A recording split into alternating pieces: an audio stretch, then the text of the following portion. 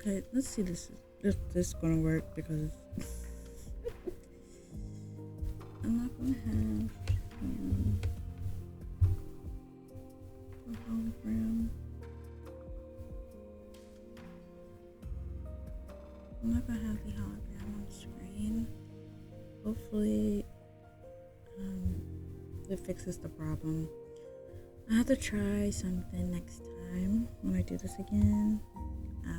But yeah. Hopefully it works because I really want to do the stream. And I'm really hungry. I really wanted to do it, so. Oof.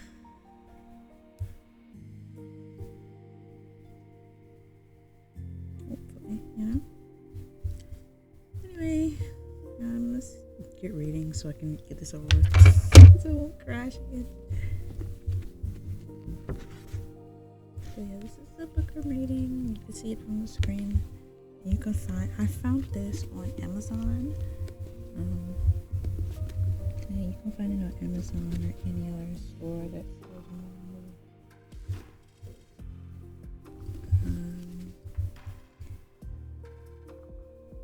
yenpress.com. You can also find it on there, on their website. Yeah.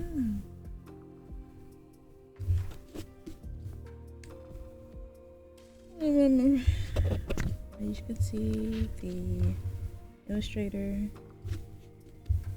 and creator. But yeah, you can see the illustrator and creator on the screen as well. Let me type it in chat. So creator. Oops.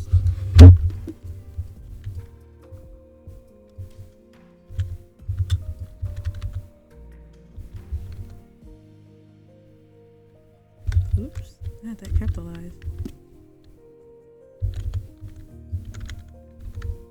I can't spell.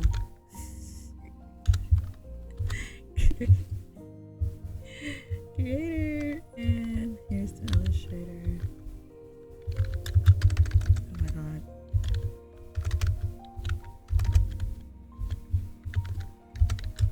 Please, I can't spell.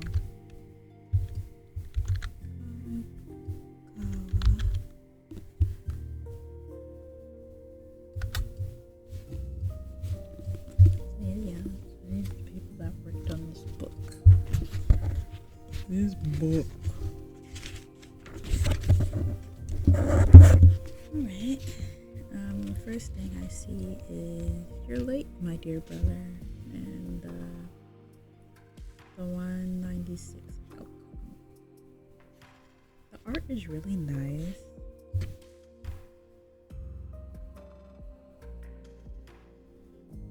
I'll show you the art for the next stream. When we do a book reading, I didn't prepare for any pictures to be shown, so. And this is volume 8. I made a mistake and bought volume 8, but at the same time, like I said, I have read the manga and watched the anime, so I know where this is starting off from. In the description, it's been roughly 1 year since Chuya Nakahara joined the Port Mafia. I'm so hungry. He's determined to become an executive before fellow mafioso Zomudazai. However, a man by the name of Paul Valorant, I think I'm saying that right, the king of assassins who claims to be Chuya's older brother, suddenly appeared, vowing to murder everyone he cares about. Chuya must team up with Adam, an AI investigator, very interesting, from Europe, to stop this madman before another storm engulfs Yokohama. Oops. Along the way, many truths will be revealed, including the answer to Chuya's most pressing question: is he himself even human. I'm so stuffed up. That's why I sound like this. And like I said, my throat. Oh, my throat. Today is not the day to be reading out loud, but I am. The art is really nice. Some new characters I see. Mm-hmm.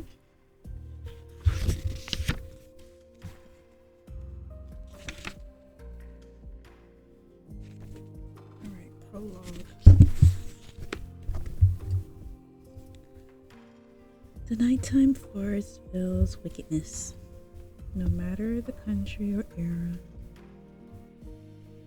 There was never a time where evil didn't lurk in the woods at night. The form it takes, however, is always changing. One night, it could emerge as a darkness so thick you might not be able to see it with your own 2 feet. And other nights, it can turn your path home into a seemingly endless maze. It can even be the fangs and saliva of a starving beast.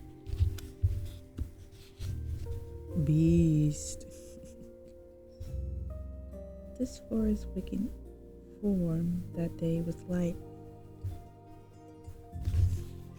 An orange light, an ominous luster, wiggling to the beat of the song that couldn't be heard. Fire. A hole in the night that was all living creatures naturally feared, a forest fire. The crackling of the trees as they burned sounded like guttural screams. I don't know why I say screams like that. Sound like I'm saying stream, but I'm saying scream. It's my list. That's what I've been up to. Fires are not fussy like people.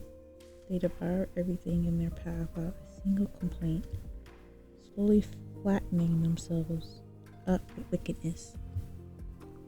This forest will likely be reduced to mundane black ash by sunrise. That was how the forest was going to die. It would be a good 100 years or so until it came back. The culprit, the one who dealt the final blow, was lying at the center of the flames.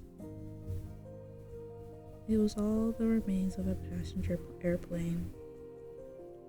The engine's fans were still spinning, proof it had just crashed a short while ago. The body was bent straight down the middle, and one of its wings stuck out the ground like a gravestone. Nearby villagers began gathering to put out the fire and rescue any survivors. Their faces were immediately tinged with despair. No one could have survived this crash. The aircraft's torn body has been blackened by the heat. The metal craft painfully straight. It appeared that the fire had already made its way inside. Simply walking through the cabin would surely melt one's shoes to the floor within seconds. Overcome with hopelessness, the villagers started examining what was left of the aircraft. And a boy approached the wreckage. He was from a nearby village and had a hatchet for failing lumber in his hands. He brought it with him to chop down however many trees he took to keep the fire from spreading. A mere child like him, however, could only attempt to mimic what the adults were doing. His tiny hatchet wasn't even sharp or sturdy enough to cut down his grandfather's bonsai tree. Nevertheless, the young boy approached down aircraft. There might be survivors. The adults would surely praise him if he saved someone. He imagined himself being lauded as a hero, but in his heart, began to race. But his ambitions proved deadly. When the iron doors, which somehow managed to remain attached to the wreckage, let out a metallic clank before snapping off and flying straight towards the boy. Nobody present would have been able to make it in time to save them, even if they tried. This was a heavy, sturdy door, probably descending from high altitude. If it was just screamed as the door crushed the child's head like putty, or at least that's what everybody thought was going to happen. The hand grabbed the doors, stopping it. But it wasn't a villager's hand. It belonged to someone within the aircraft. Is this the place? Finally, that person said calmly. A tall man wearing a blue business suit appeared. He was European, but his age was hard to place. He was most likely in his 20s or 30s. The gaze was distant in spite of the roaring flames surrounding him. Unlike the devastated aircraft which he emerged, he didn't have a scratch on him. I had no idea commercial airplanes experience so much turbulence when they landed. A whole lot of turbulence. My bad. But as they say, everything is an experience. And experience is everything. Are you okay? He asked the boy. No need to thank me. Saving and protecting humans is my duty. At any rate, you're bound to get hurt hanging around a place like this. It doesn't matter that these doors just seem to pop off, either. Huh? While the child's eyes rolled back, the man in blue hopped out of the airplane and landed on the ground before slowly checking his surroundings.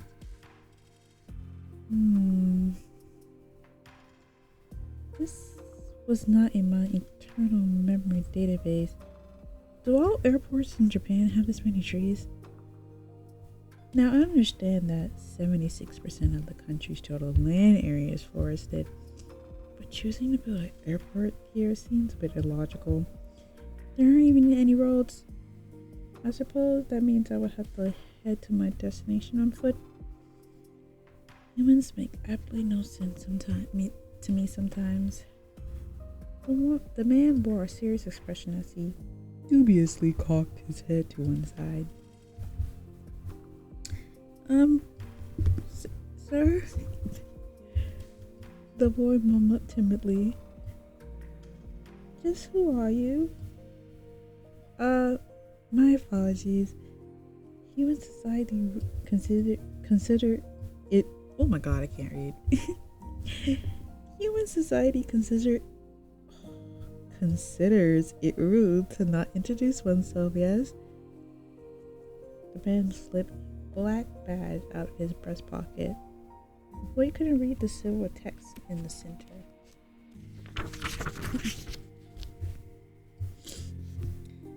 I'm a detective, property of Europol. My model number is 98F7819-5. I was created by a skilled user engineer by Wollstonecraft, and I am the first autonomous humanoid supercomputer for law enforcement use. My name is Adam. Adam Frankenstein. So funny. So funny for his last Adam Frankenstein. Oh my god. So, okay. It was a pleasure meeting you. Now, if you excuse me, I have a mission to attend to. The young man bowed and began to leave until he came to a sudden stop. Oh, right, he said, glancing over his shoulder. Do you know someone by the name of Chuya Nakahara? So funny. Okay. There's a little thing up here called Code 1. Nothing more than 2,383 lines of code some researchers wrote off on the top of their heads. Oh, very fun. Chuya Nakahara didn't dream.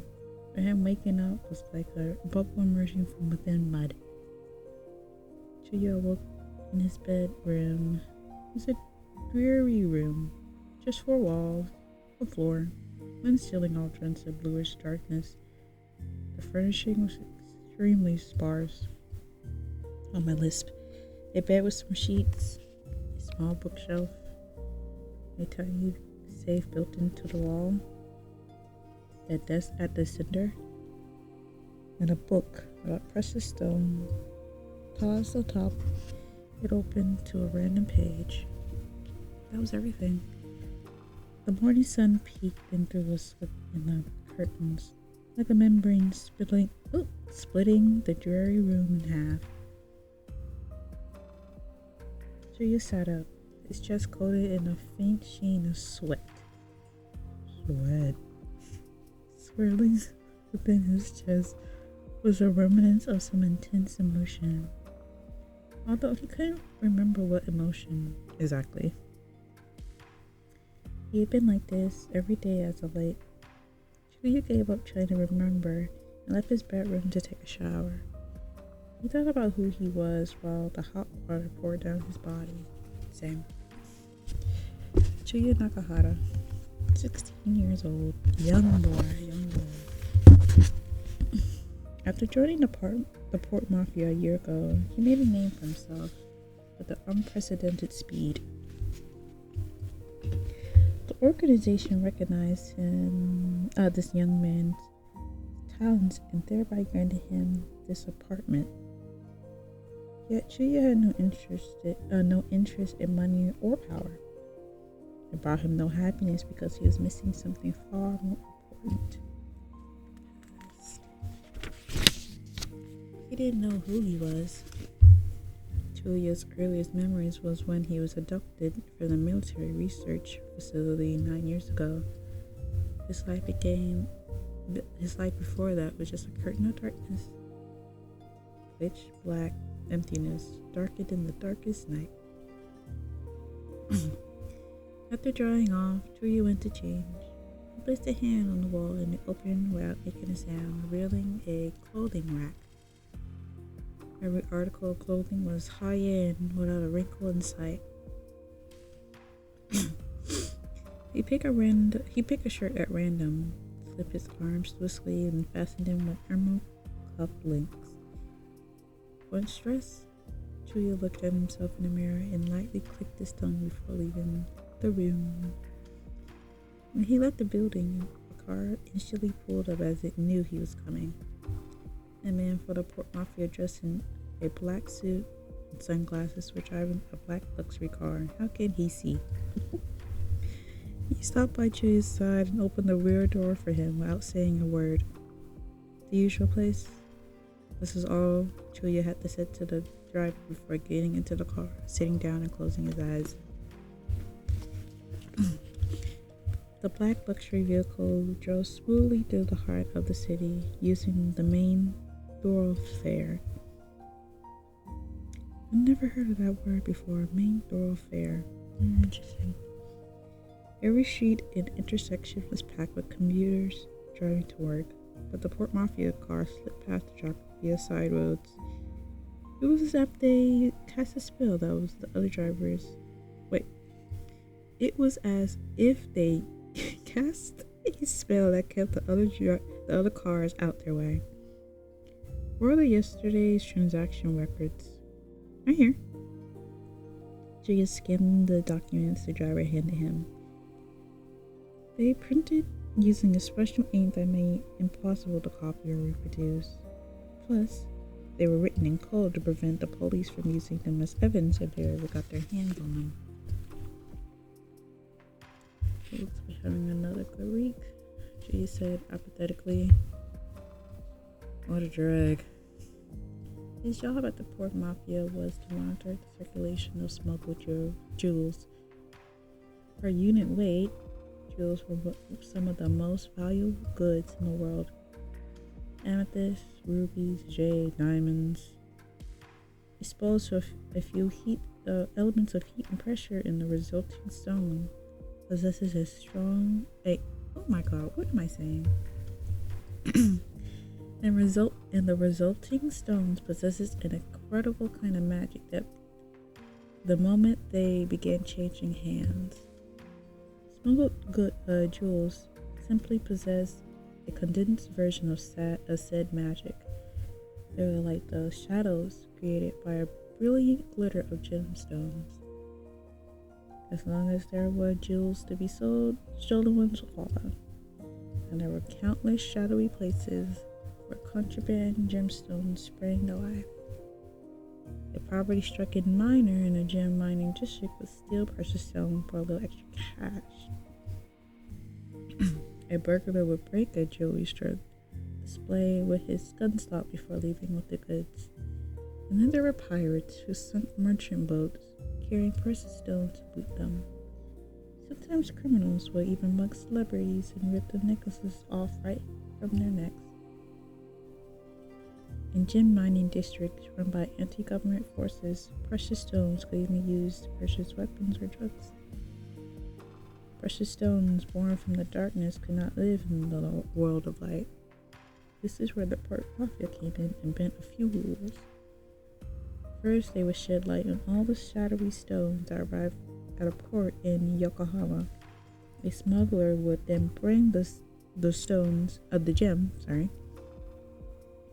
into Yokohama proper, where a pawn shop would buy them before passing them over to a professional who cut them so nobody could verify where they came from. Necklaces became bracelets, bracelets became earrings, and earrings became rings, giving the gemstones a second life. The new stones were then appraised by a mafia-backed appraiser who would make an official certificate of authenticity for each one before they were circulated into the wholesalers and sold at high-end jewelry shops. I'm surprised I said authenticity right, because you figure I would butcher it for some reason. The smuggling of precious stones were an extremely ludicrous business and an important source of income for the mafia. Bypassing items and intermediaries within mainstream distribution channels resulted in massive profits. Nevertheless, those magical stones always led to violence and bloodshed, and the only thing that could stop this violence and maintain a stable system was even more violence. Got no comment. You have been filling this role perfectly of late, almost too perfectly. Even many old-timers in the mafia were impressed, since there wasn't a single soul who thought a 16-year-old kid could manage a black market of gemstones with such ease. Yet others, although few in numbers, weren't surprised in their least. Those who had fought the sheep when Chuya was their leader. Chuya, the Sheep King, had crushed any mafia member who got in his way. There were nothing strange in mastering a couple of jewelry markets. But he didn't care about anyone's surprise or praise or even envy. The one thing he wanted was something that they could never give him. Chuya's half-heartedly tossed out documents onto the seat next to him as he was throwing a pebble. Who knows how many more years it's going to take at this rate, he gripped somewhat bitterly. The driver pretended not to hear. The luxury car arrived at the tranquil residential area right on time. Other than the cawing greenfinch lying low, the area was utterly silent. No trains or cars within earshot. The mafia car quietly drove down the street until it stopped in front of one particular establishment. This brick building house, an old pool hall, and the sign outside read "Old World" in faded letters. I don't know why I said that so weirdly. The neon lights weren't turned on since the place wasn't open yet. Chuya got out of his car and the car just left as quietly as not to disturb the peaceful location. He opened the door to the pool hall and was met with 5 guns. "We ain't open yet." A man growled as he pressed a handgun to Chuya's head. "You let corpses inside though," said another man. He had a sawed-off gunshot at Chuya's chest. "Pretty careless to come alone, Joaquin, wouldn't you say?" sneered yet another man, his gun aimed at Chuya's side. "Not even you will be able to block every single one of our attacks in this position," commented another man with his pocket pistol pressed against the back of Chuya's neck. "Now what's it gonna be, Gravity Boy? I promise I'll make it quick and painless if you start crying and apologize now," sounded the last of the 5 men. This one was sitting right in front of Chuya with a long-barreled gun pointing right between his eyes. Chuya was deadlocked. When they attacked one of them, the others would just immediately fire. If he tried to retreat back out the door, he'd be shot from the front. If he tried to step forward, he would be shot from behind. Chuya didn't react. The expression didn't even change. The tension was thick enough to cut a knife as 5 index fingers tightened around the triggers. Bang. A hollow blast echoed through the street. Chuya stood stock still as numerous blood-like screams slid down his head from multicolored party streamers. "Happy 1-year Port Mafia anniversary, Chuya!" The pool hall rang with 5 men's cheerful shouts. Chuya looked around the room with an annoying glare. "What's wrong with you?" White smoke was still coming out of their guns. Chuya's head was covered in colorful streamers and confetti was still raining from above. The men grinned at the sight of Chuya decked out party goods. The 5 of them were members of a peer support group within the Port Mafia. Not they having a peer support. Gotta keep that mental health in check. Even in the mafia, you gotta keep that mental health in check. That's crazy. Anyway, and not just any ordinary support group. They were the future of the organization. All either the same rank as Chuya or higher. Each member was under 25 years old, in which they referred as the young bloods. Oh, the young wolves of the Port Mafia. After heaving a deep sigh, Chuya walked towards the back of the pool hall with a distant expression, not even greeting any attendees. "What's wrong, Chuya? Aren't you happy?" said the tall man behind him. "We did all this for you, you know." "Celebrates 1-year anniversary. Ridiculous," Chuya scoffed. "And I'm not happy and indifferent."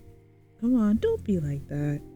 You're gonna like it, I guarantee it," the tall man assured Chuya as he followed him. "We'll even be presenting you with a little anniversary gift or 2 later. Isn't that exciting? Feels like you're being in school again, right?" Chuya suddenly stopped, looked back, and glared at the man. "So you're behind all this, piano man?" You have the lamest sense of humor. "What can I say? I live for the moments like this. Annoying people with my lame sense of humor is what gets me out of bed every morning." The mafia, also wearing a silver black coat and white slacks, beamed at Chuya's bitter remark. Known within the Port Mafia as Piano Man, he dressed in black and white without exception. He was tall with slender fingers and always wore an amused smile. Piano Man was the Young Blood's founder and essentially served as his leader. Plus, it was a real she invited Chuya to join the group. Piano Man was more of a craftsman than a mafioso, and he was most likely the only person in Yokohama who could create counterfeit money on a super notes indistinguishably, from the real thing. I always have a hard time saying that word. I don't think I even said it correctly anyway. However, he could also be quite fickle, missing deadlines by months, that the counterfeit notes didn't meet his standards, even if they doing so went against the boss's order.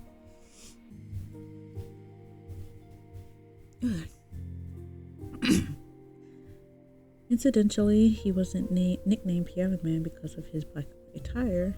His weapon of choice was an automatic winding machine fitted with carbon and steel piano wires. Once the wires was around his enemy's neck, they were decapitated within seconds. No amount of brute force could save them. All that could be left was a perfectly flat surface between their shoulders, copious amount of blood, and the echoes of the victim's final screams. This was a man of whimsy, delicacy, and cruelty, said to be the youngest mafia closest to becoming a port mafia executive. Just when Chuya started walking into the back of the pool hall once more, another man called out to him. Ha ha ha, Chuya, you should have seen your face. I was all for the act too. Just in case you were curious, the star of the young bloods and a former mafia enemy. Chuya Nakahara, the Sheik King. Just seeing that pissed off look on your face made joining the group worth it, said the blonde young man with a vibrant laugh as he twirled his shotgun. Chuya glared at him. You're lucky I realized it was all an act, Albatross. Because if I didn't, you would have been the first one to die. Whoa there.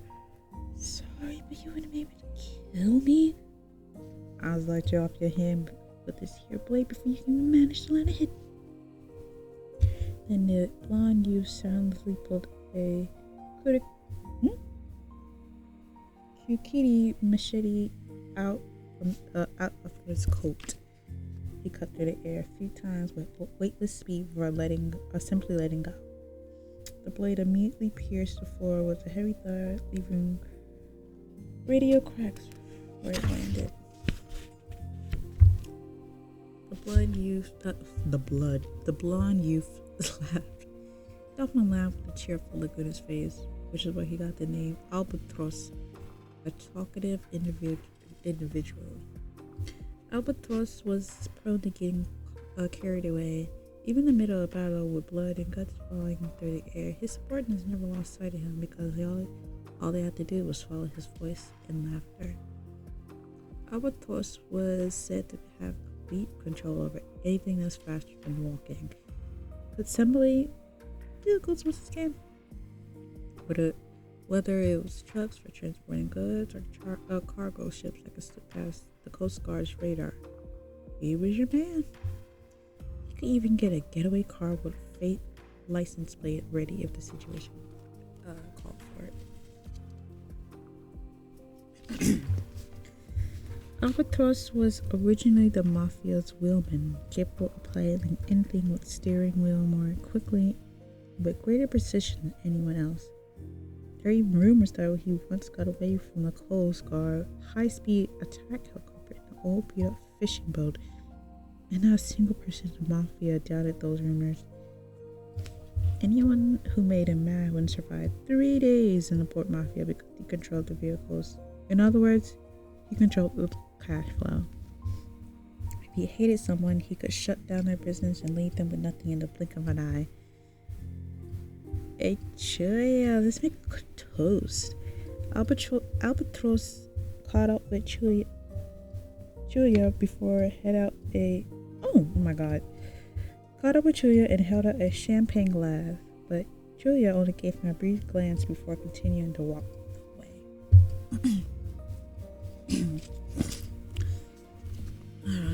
My throat. My throat.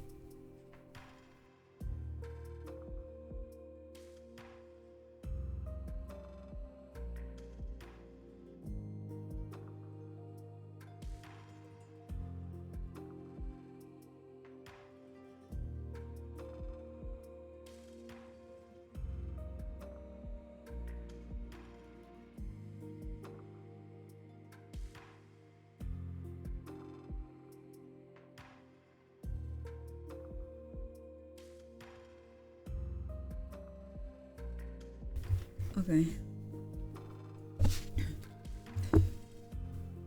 I was like, okay, yikes. Someone wake up on the wrong side of the bed today, said Albatross. He held a champagne glass up in an exaggerated motion as if to prevent it from spilling. We're so used to you randomly being in a bad mood every once in a month or so, but I gotta ask. Did something happen? A bad dream? Maybe? A bad dream? The instant he heard these words, Julia turned around furious. Nothing happened. His rage violently shook the glass in the pool hall. Jeez, don't scare me like that. So, what's going on? After a brief moment of hesitation, Julia's eyes wandered around the room until he lowered his voice slightly and said, day after day, you've been going on night-long binge right above me, Albatross. That's what's going on. How many times do I have to tell you that your floor is my ceiling? Oh, come on, I haven't forgotten. I make sure to be extra noisy because I know you're down there, neighbor. Albatross smiled innocently. He lived in the same high-end apartment building as Julia, but on the next floor up. As far as Julia was concerned, putting Albatross on the floor above him was the biggest mistake the fourth Mafia had ever made. Albatross would sometimes invite himself into Julia's apartment on a whim and drag him along somewhere, saying he needed help with a job. Then they would take a car, boat, or even a helicopter to some ridiculously far away war zone. Julia became a really good swimmer thanks to this, since Albatross wouldn't always have a vehicle ready to take him back home. Julia ignored Albatross and continued towards the back of the pool hall. Couldn't he just, use his powers to lift himself up from the water and just because he did that before. He launched his body before, so in the anime and in the manga, I think. So maybe he didn't realize he could.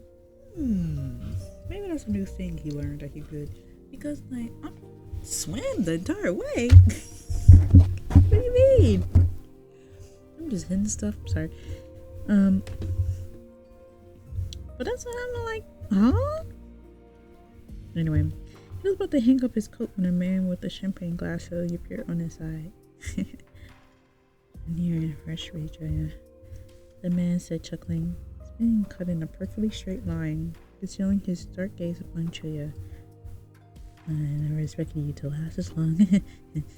He was unusually skinny. His thin wrist seems to hover between the cuffs of his collared shirt. The hand not holding a champagne glass was clutching onto a drip stand with the ID bag, whose tube disappearing into his clothing. He looked extremely unwell, to put it lightly. Doc? Julia accepted the champagne glass handed to him, then peered inside of it. You didn't poison this, did you? Not at all.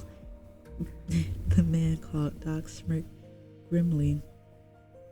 Poison wouldn't be enough to kill you. You know it from experience. His eyes glowed eerily. I killed many men with poison. The Doc personification was of unhealthily was the Mafia's medical supervisor. Why is he? Regardless. The most unhealthy man is the medical supervisor. Okay. We see what we love the contrast. Thank you. There are a lot of unlicensed quacks in the criminal underworld, but Doc was different. He was an actual doctor who got his MD in North America. Why was he here? Don't come back, please. Please don't come back.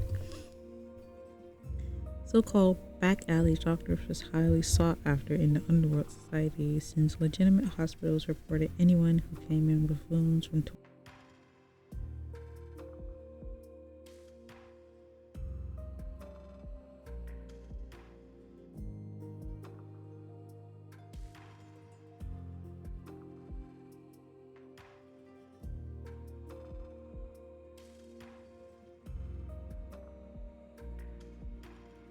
parental treatment.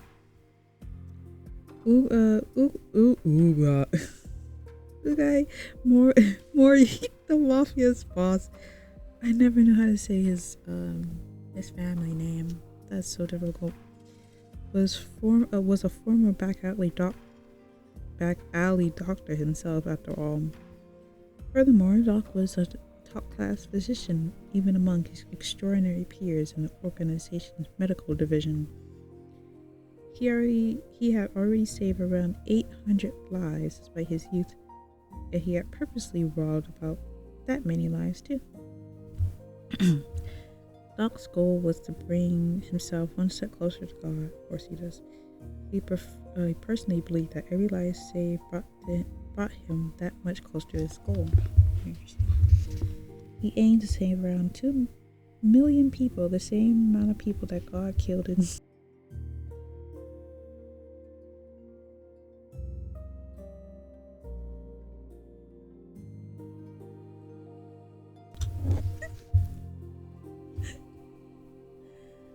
so funny. I think I'm muting myself by accident. I'm sorry. Okay, I didn't mute when I was reading. That was why he joined the mafia, where he calmly waited for a massive war that would see countless lives die like insects. What a lineup! What a lineup. Honestly, he wasn't expecting to see you here too, Doc. Chuya immediately as he looked around the hall. Why the hell was everyone invited here for just a 1-year anniversary though? Allow me to explain. A young man with a... Oh, wait, that's not him. Okay. Allow me to explain. A young man with a kind voice slowly approached him. It was the first year in the mafia, it's the hardest. The man smiled. It was a very sweet, attractive smile. Perhaps thanks to his unusually handsome face. His captivating beauty was unparalleled. If he was dressed in men's clothes and smiled, women would be swept off their feet. The same would happen to men if he was dressed in women's clothes. Oh my god, nice. The first year after joining the mafia is the hardest period.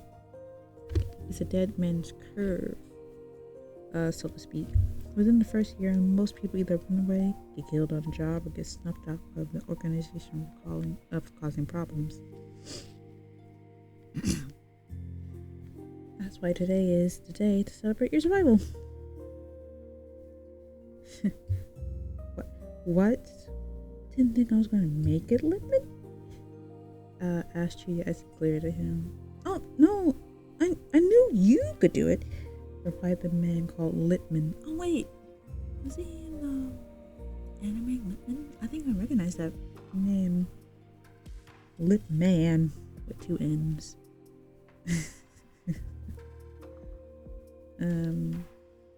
Lipman as he flashed Chuya a captivating grin. I'm pretty sure he was though. I mean, I can't check now, but I think he was. I'm pretty sure he was. Lipman's job was extremely peculiar, even compared to the others here.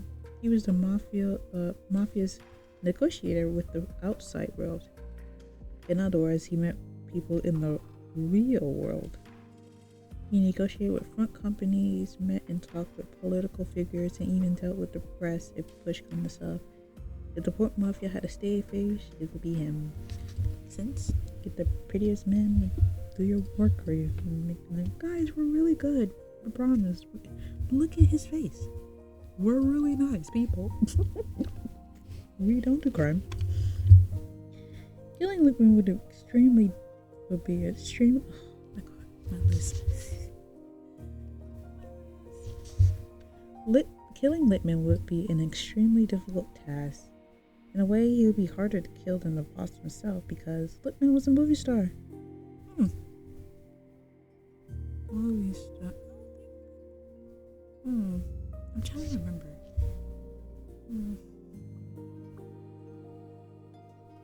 Lipman. That name sounds familiar though. For Bungo Stray Dog. They maybe just probably like mention him or something. There are countless passionate fans abroad. If he's murdered or went missing, all top news agency worldwide would rush to cover it. A news story that would massive would immediately have people everywhere searching for his killer. And that was something a criminal enterprise wanted to avoid at all costs. Furthermore, Lippman himself is an extremely powerful skill user with the ability to react to and counter and factors thirst for blood. Therefore, it would be impossible to kill him without leaving any evidence. What does that supposed to mean? React to? Let me see.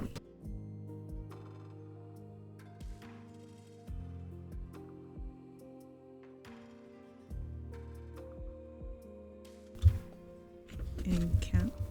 I wonder what that means. Skill user with the ability to react to encountered killers. Thirst for blood. I have no idea what that's supposed to mean though, and how would that look like.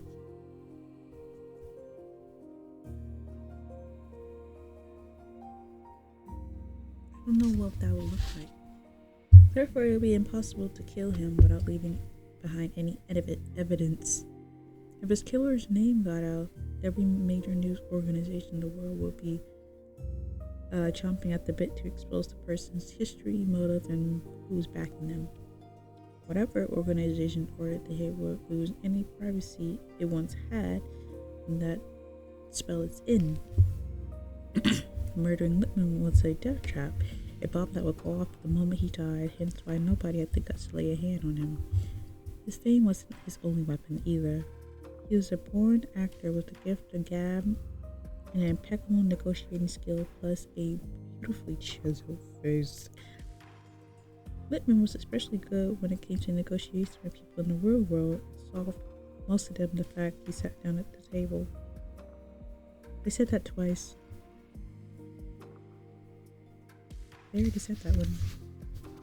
I think they repeated that twice, yeah.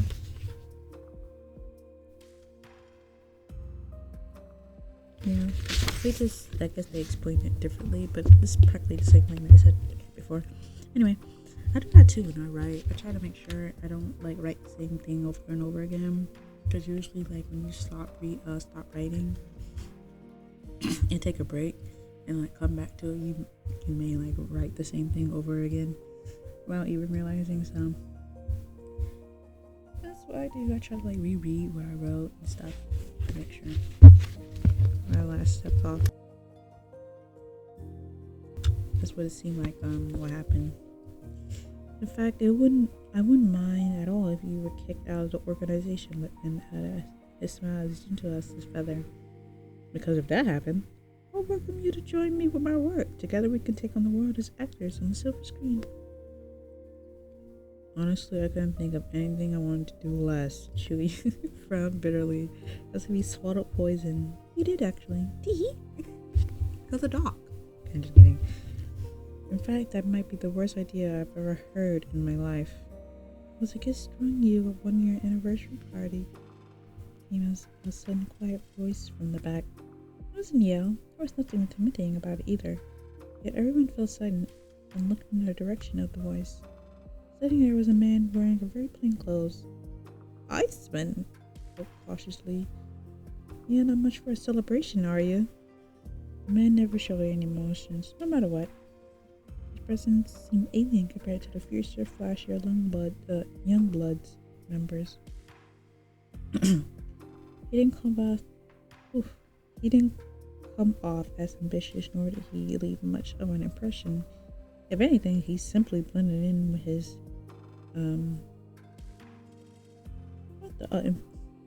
environs like the darkness of the night. Environs?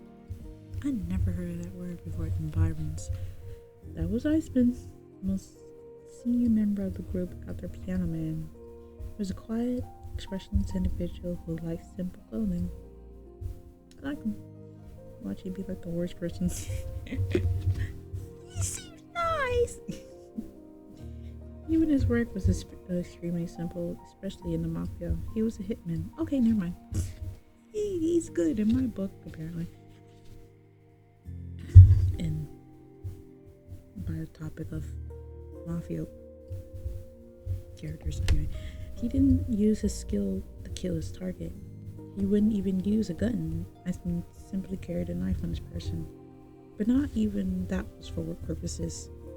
He often used something. Oh my god, I keep hitting stuff.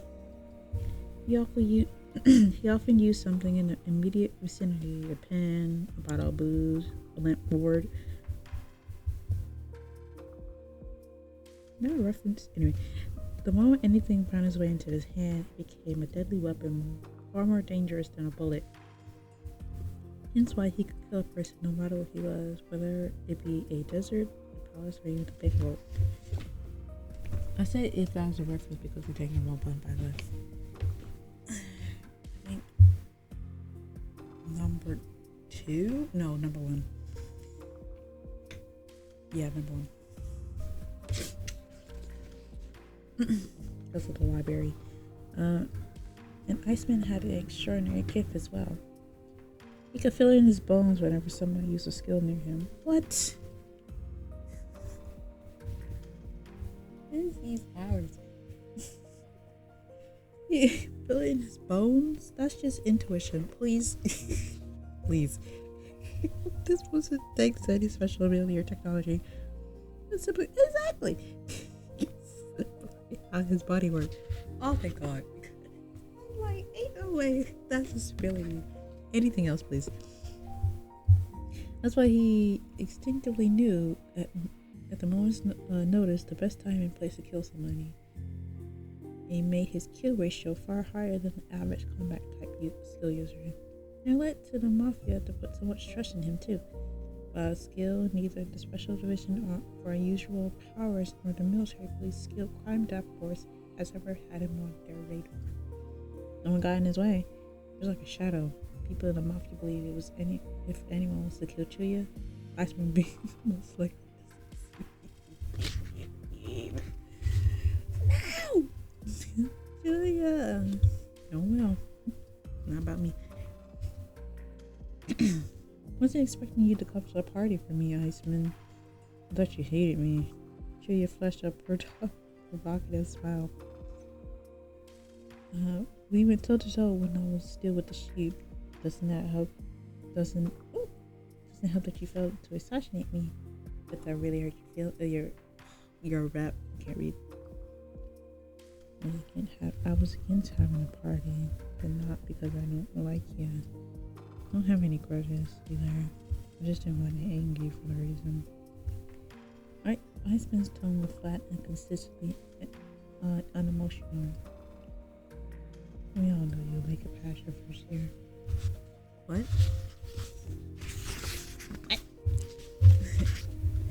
We thought he was going to start rebellion. Iceman continued, his voice sharp enough to split a glacier in two. Used to be the leader of the sheep, an opposing organization. You thought he was going to betray the boss, kill him, and start your war with the mafia. So Piano Man invited you to join the Young Bloods to make sure that didn't happen. Chuya glanced at Piano Man, who was watching the exchange with a blank expression. Neither confirmed nor denied the allegations, which meant she was true.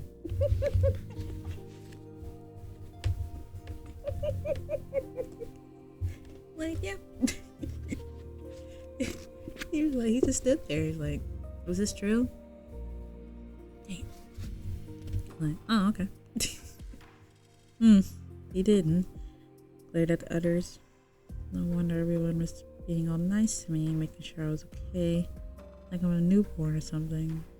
I'm touched. You guys gave me toys, pacifiers, and rattles to keep me from getting upset.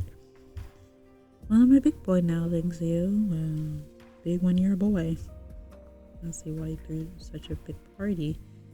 He crushed a champagne glass in his hand, sending the liquid through the air. Iceman didn't even blink. We had our reasons for being cautious, Iceman said. July 18th. It was 3:18 p.m. One of the gemstones angered you and suffered an injury that took 3 months to heal. All because he asked you a certain question.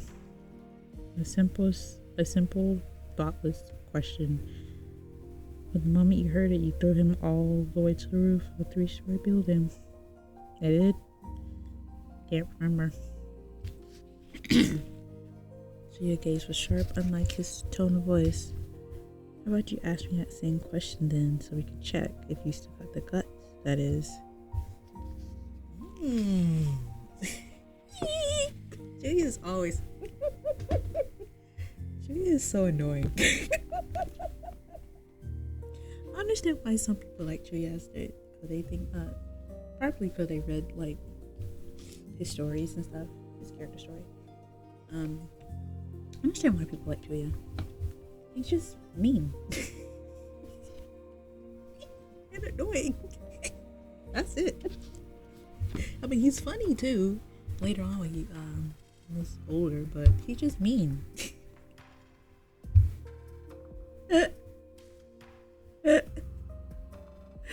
He's just mean. He's so funny.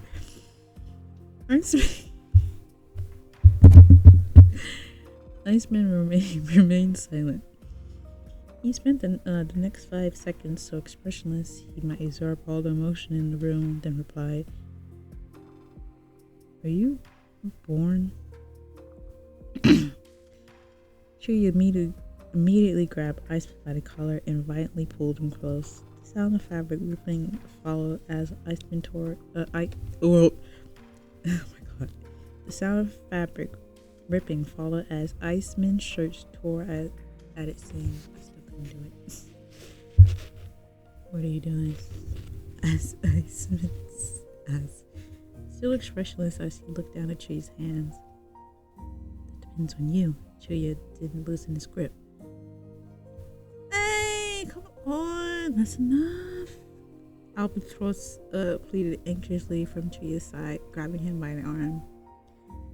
Don't let a little question like that anger you, Chuya. That's not you. That's for me to decide, damn it.